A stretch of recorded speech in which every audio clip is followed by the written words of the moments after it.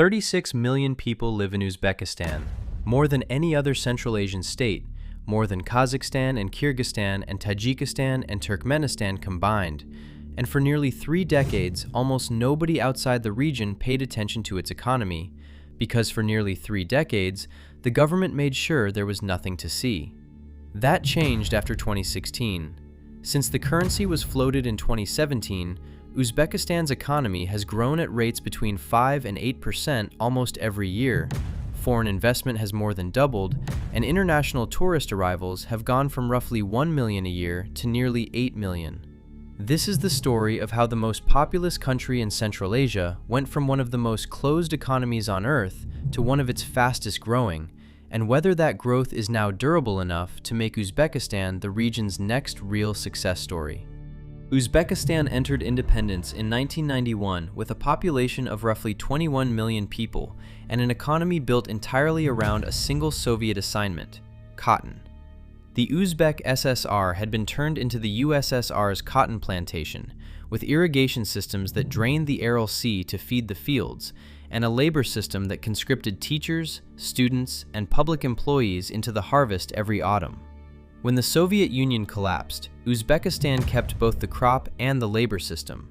President Islam Karimov, a former Communist Party first secretary, ruled from independence until his death in September 2016, and for those 25 years he ran one of the most closed economies to emerge from the Soviet collapse. The Uzbek som was not convertible. Ordinary citizens and businesses could not legally exchange it for dollars at a market rate, so a black market rate persisted for years at multiples of the official one. Foreign investment was minimal. The country ranked among the least attractive destinations for capital anywhere in the post-Soviet space. Visas were required from nearly every country on Earth, difficult to obtain outside a short list of roughly a dozen nations with simplified access. Cotton continued to be harvested through state-organized and, in many years, coerced mobilization of the population, a practice that drew international monitoring and boycotts from major clothing retailers. GDP per capita spent most of this period under $1,000, edging into the low thousands by the mid-2010s. Real growth, but growth largely invisible to global capital, because global capital could not get its money in or out. The turning point has an exact date. Karimov died in September 2016, and Shavkat Mirziyoyev, his prime minister, took power. What followed was one of the more rapid liberalization programs attempted anywhere in the post-Soviet world. On September 5, 2017, the central bank abolished currency controls and floated the som. The official exchange rate moved overnight from roughly 4,200 som to the dollar to around 8,100. The som's official value was cut nearly in half in a single day, eliminating the black market gap that had distorted the entire economy for a generation. Restrictions on converting som into foreign currency were lifted the same week. Weeks later, Mirziyoyev began dismantling the visa regime, moving Uzbekistan from a country accessible to a handful of nations toward the roughly 90-country visa-free list it maintains today. The government also began winding down the state-organized cotton labor system, inviting the International Labor Organization to conduct independent, on-the-ground monitoring of the harvest, a level of scrutiny the Karimov government had never permitted. The compounding effects showed up in the data within a few years.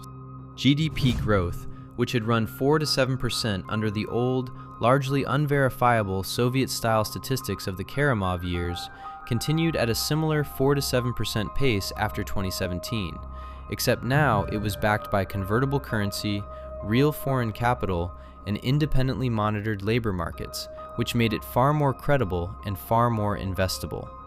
Foreign direct investment climbed by roughly 85% between 2016 and 2023, and accumulated foreign investment reached close to $15 billion, concentrated in energy, metals, and chemicals, with China, Russia, and South Korea as the largest sources.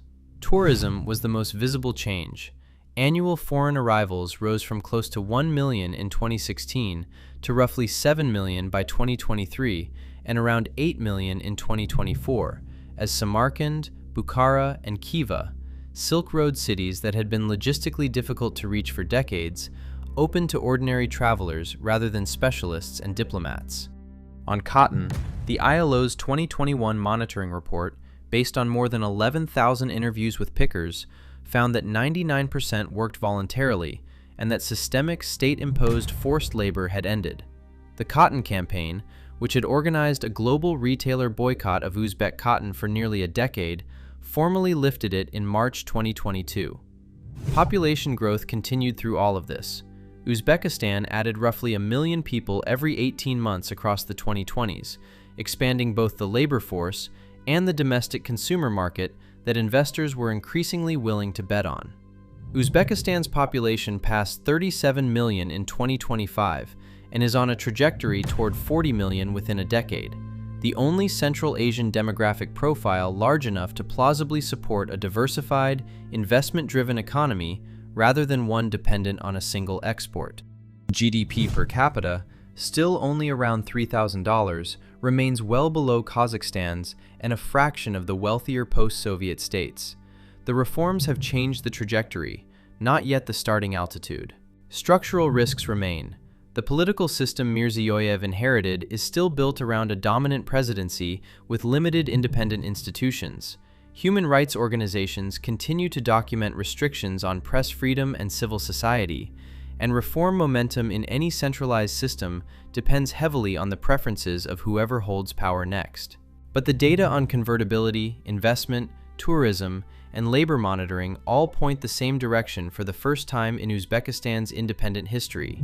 And a country this large, moving this fast, from this low a base, is the kind of story regional growth forecasts over the next decade are increasingly built around. Subscribe to the Collapse Index. New data every week.